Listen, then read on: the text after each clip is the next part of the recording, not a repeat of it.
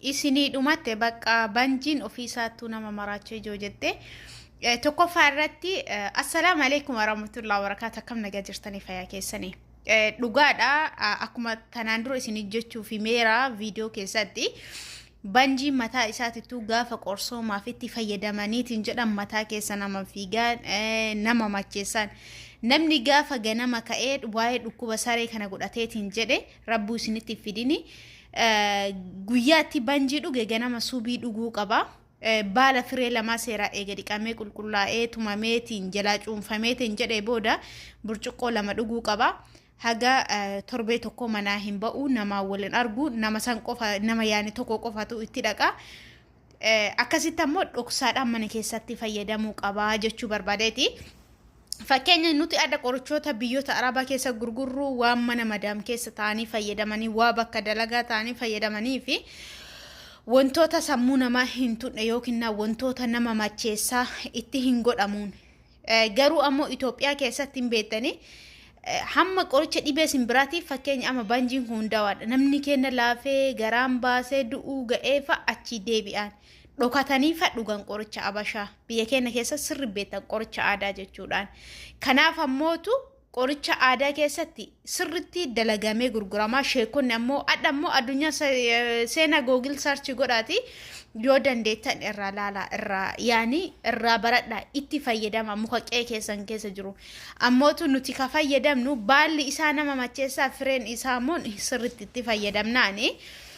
firee isaa argachuuf Google irra kiiloogiraamiin gurguramti giraamiin takkittiin birrii meeqa akka taate Google godhaatii mataa keessaniin ofii keessanii fayyadamaa ilaalaa akkas isiniin jedha rabbi fayyaa isinii haa kennu qoricha kintaarootii mataan si dhukkuba yoo ta'e gara si goggoga yoo ta'e akkasuma ammootu yeroo gatteetu dhiiga wajjin sagaara kee faana dhiigatu ba'a yoo ta'e dudda si dhukkuba yoo ta'e luka keessi dhukkuba yoo ta'e akkasuma ammootu wanta akka finniisaa taate gadi naannoo sagaaraatti si baateerti yoo ta'e kintaarootii yoo qabaatte karaa keessaatiin sisin giggeessaa si gubaa maal jedha yoo ta'e karaa keessaatiin na dubbisa akkasuma namootiin madaatiin isin rakkisu jiru finniisa adda addaatiin rakkachuu jirtanii akkasuma ammootu namootiin rakkinnoota akkas qabdaniitiin jettanii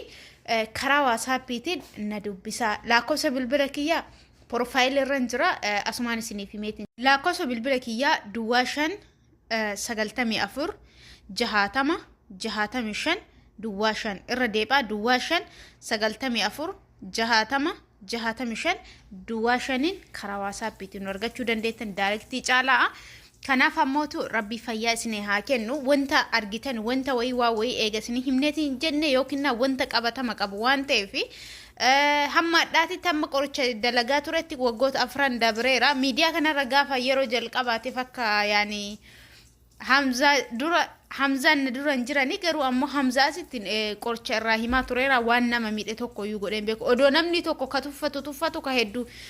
ka tokko tuffate tokko manaan bulfate jedha Oromoon gaafa mammaako osoo tuffatan garuu ammoo koomentii jalas deemaa osoo na arrabsan ana ammootu sirri irra jabaadha irra dalagee as bakka kanaan ga'ee namoota kabirootiifis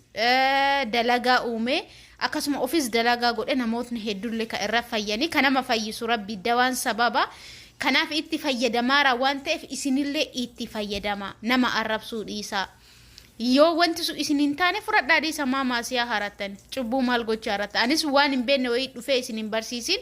akkasuma ammootu isinis waan hin beekne irratti nama arrabsina nama arrabsuun gaarii miti isinin jechuu barbaada rabbiin fayyaa isinii haa kennu obboleeyyan teessaniif sheer godhaa ijoolleen ammoo Dubaay keessa jirtan namootiin qorichaaf rakkachuu jirtan